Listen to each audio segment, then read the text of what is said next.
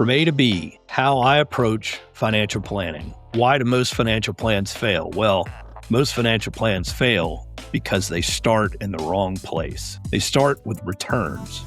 They start with products. They start with projections. And they start with assumptions about the future that frankly nobody can control.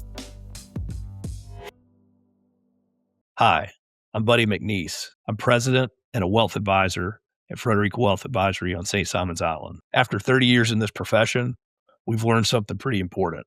If you don't begin with reality, the rest of the plan is just plain theory. So we start somewhere else.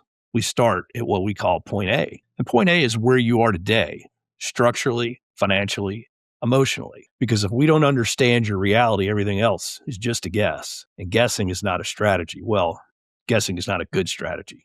So point A is total financial clarity. So when someone comes into my office, I'm not trying to impress them with charts and reports and projections. Oftentimes, I grab a cup of coffee and a pen and a piece of paper and just sit back and listen to them. What's your net worth? How's it structured? How much of it is liquid? How much of it is tied up in a business? How much are in retirement accounts or any of those Roth accounts? What about your taxable accounts? What's your real annual burn rate? Not what you think it is, what it actually is. How exposed are you to market volatility, concentration risk, tax risk, longevity risk? And most importantly, this is a big one, what keeps you up at night? What is important to you? Most successful families I meet don't have a money problem at all. They've accumulated wealth, but no one has organized it into a cohesive strategy. Without structure, wealth can create anxiety instead of confidence. Cash flow and lifestyle reality. Cash flow tells us a lot. We've seen families worth millions who understand their lifestyle by 6 figures a year. And spending creeps up on you quietly, like traveling, gifting, real estate, helping children, lifestyle upgrades.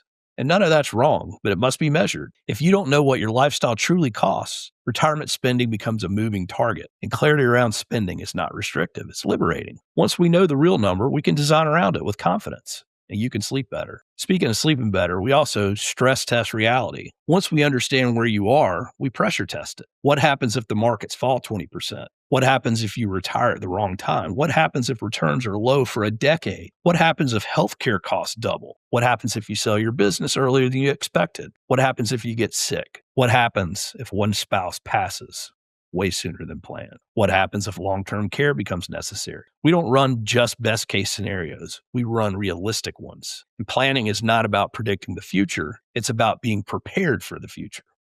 And confidence comes from knowing the plan still works when things aren't perfect. So point B, what is point B? We have to define what enough looks like. Point B is not just a retirement number. It's your freedom. It's working if you want to, not because you have to. It's helping your kids responsibly. It's traveling without anxiety. It's giving generously without jeopardizing your future. It's knowing what enough looks like. I've seen families with significant wealth feel financially insecure because they never defined what that meant. And without a defined target, wealth can feel like it's always slightly insufficient. And defining changes everything. It transforms money from a scoreboard into a tool.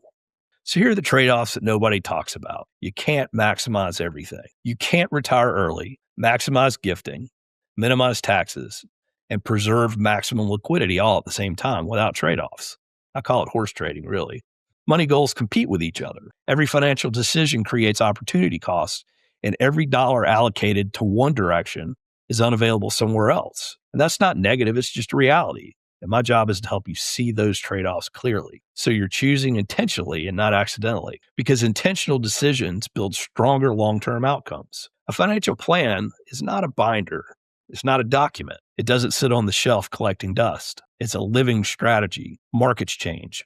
Tax laws change. Your family changes. Your health changes. Opportunities change daily. And if your plan isn't evolving with you, it's already outdated. That's why planning is dynamic and ongoing. It's not about a one-time event. It is about a long-term partnership. We don't hand you a binder and disappear. We walk with you. What we don't do, let's be clear about that. We don't sell products disguised as planning. We don't use fancy jargon to sound sophisticated, and we don't build cookie-cutter portfolios and pretend they're custom. Every family structure is different. Every business owner's liquidity event is different. Every legacy goal is different, and planning must reflect that. After 30 years of advising wealthy families, I can tell you, defining where you are builds confidence. Structure builds freedom, and discipline builds legacy. And legacy is what most successful families care about. So in closing, the question that matters the most, are you clear on your point A? Are you confident about getting to your point B? And do you know the path between? If the answer is unclear,